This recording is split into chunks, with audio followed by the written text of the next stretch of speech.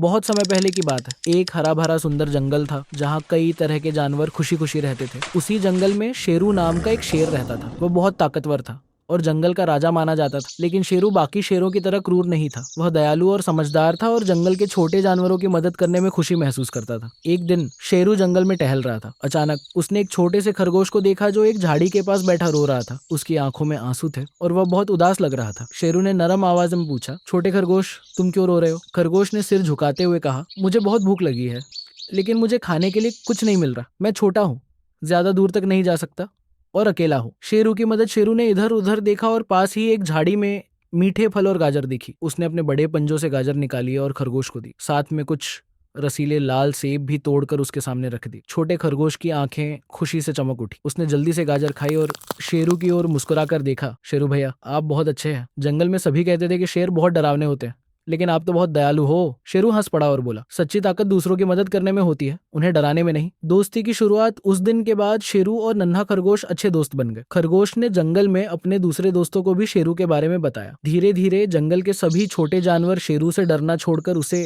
अपना रक्षक और मित्र मानने लगे। अब जब भी किसी को मदद की जरूरत होती, शेरू हमेशा तैयार रहता। उसकी दयालुता और उदारता ने उसे केवल जंगल का राजा ही नहीं बल्कि सबका प्यारा दोस्त भी बना दिया। इस कहानी से हमें क्या सीख मिलती है? दूसरों की मदद करना सबसे बड़ी ताकत है। बड़े और छोटे के बीच भी दोस्ती हो सकती है। दयालुता और समझदारी से हर कोई खुश रह सकता है। अगर आपको ये कहानी पसंद आई तो इसे अपने दोस्तों को भी सुनाएं।